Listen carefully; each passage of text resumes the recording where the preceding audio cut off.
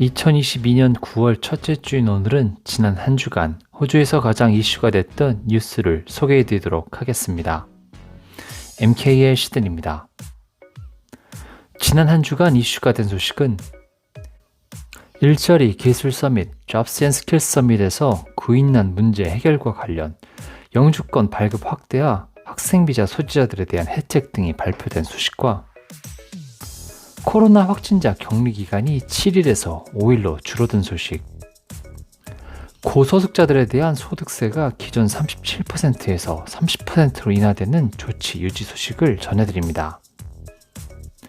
정치권은 물론 기업, 학계, 그리고 노조 등 140여 명의 대표자들이 참석한 잡스 앤 스킬 서밋, 일자리 기술 서밋이 9월 1일과 2일, 양일에 걸쳐 캔버라에서 개최됐습니다. 이번 회의에서는 호주 경제 성장과 구인난 해결을 위한 다양한 주제가 논의됐는데요. 특히 영주 이민 문호 확대, 학생비자 규정 개혁 방안이 집중 논의됐습니다. 호주 정부는 이번 회의를 통해 연간 영주권 발급 쿼터를 기존 16만 명에서 19만 5천여 명으로 확대하고 2022년, 23년 회기연도에 즉각 적용을 하였으며 현재 약 90여만 건으로 알려진 처리되지 못한 비자들의 처리 속도 가속화를 위해 3,600만 달러를 투입한다고 발표했습니다. 또한 노동인구를 단기로 머무는 임시비자 근로자가 아닌 영주이민 근로자들의 비율을 높여 구성하고자 하는 호주 정부의 계획에 따라 임시비자 소지자들이 더 오래 호주에 체류하거나 영주비자로 전환이 수월하게 하는 방안이 마련될 것으로 기대하고 있습니다. 또한 유학생들에게도 혜택이 돌아갈 예정으로 호주 대학 졸업자들이 호주에서 더 오래 체류하며 일하는 것이 허가될 것으로 보입니다. 기술 인력난 직종 분야 전공 해외 유학생들에 대해 학위 취득 후 추가로 2년 더 체류할 수 있도록 관련 규정을 개정한다고 발표한 것인데요. 대상 학과 학부 졸업생 유학생들을 위한 2년짜리 졸업비자가 4년으로 연장이 됩니다. 정부는 10월에 해당 학과들을 선정해 발표할 예정이나 간호학, 엔지니어링, IT 분야가 주 대상이 될 것이라는 전망이 나오고 있습니다. 연방정부는 추가로 인력난 해소 차원에서 2023년 6월 말까지 학생비자 소지자들의 취업 제한 규정도 완화할 방침입니다. 인력난 해소를 위해 정부가 운영하는 기술 전문대 태입 교육 혜택 확대 방안도 발표가 됐습니다. 장기적인 관점에서 호주의 기술 인력난 문제 해소 대책의 일환으로 호주인들을 대상으로 한 태입의 무상 교육을 확대할 예정인데요. 당장 내년부터 태입 입학 정원을 18만 명 지원할 계획입니다. 이를 위해 연방정부는 각 주와 테리토리 교육당국에 11억 달러의 예산을 지원할 방침입니다. 펜션 수급자들의 추가 소득에 대한 소득 세율을 대폭 인하해 이들의 취업을 장려한다는 조항도 포함이 됐습니다. 정부 이번 개정 방침에 따라 펜셔너들은 당장 이번 회계연도부터 펜션 수급액에 영향을 받지 않고 추가로 4,000달러의 소득을 올릴 수 있게 됩니다. 해당 조치로 펜셔너들에게는 단기 재취업이나 계절적 근무 혹은 파트타임 근무 등의 선택의 폭이 확대될 것으로 보이는데요. 펜션 수급자들의 재취업이 장려되면 구인난 해소에 큰 도움이 될 것으로 기대되고 있습니다. 지난주 전국 비상내각회의에서 코로나 확진 격리 기간을 기존 7일에서 5일로 줄이는 방안이 합의가 됨에 따라 호주는 미국과 캐나다 등 다른 국가와 격리 기간에 있어 동일한 선상에 있게 되는데요. 해당 조치는 오는 9월 9일부터 시행이 됩니다.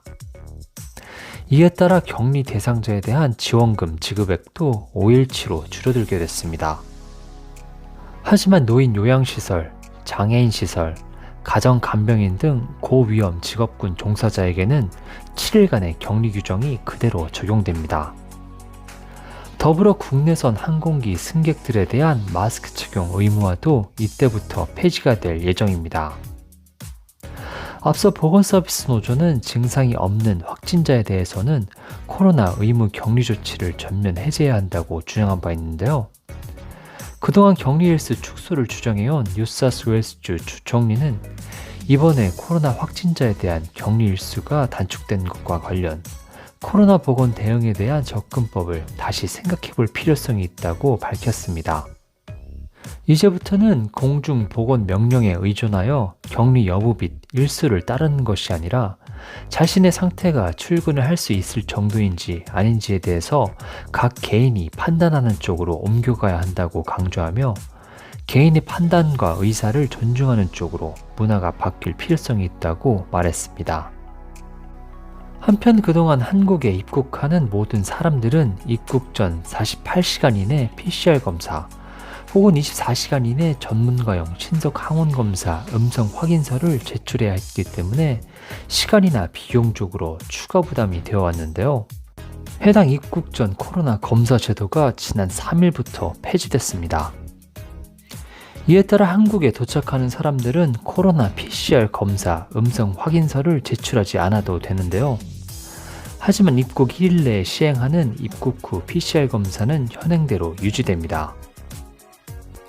앤소니 알바니지 연방 총리가 전임 정부가 법제화한 고소득자에 대한 소득세 인하 조치를 유지할 것이라고 확인했습니다. 연소득 45,001달러에서 20만 달러의 모든 납세자들의 소득 세율을 30%로 일률적으로 적용하는 세 번째 단계 감세안은 12만 달러 이상 고소득자들에게 적용되는 37%의 세율이 완전 폐지된다는 의미로 이들 고소득층에게 큰 혜택이 돌아갈 예정입니다. 해당 조치는 2024년 7월 1일부터 시행됩니다. 녹색당 및 무소속 의원들은 고소득자에게 불균형적으로 더 많은 혜택이 돌아갈 뿐 아니라 정부 예산에 상당한 타격을 가하는 세 번째 단계 감세 조치를 철회할 것을 촉구하고 있습니다.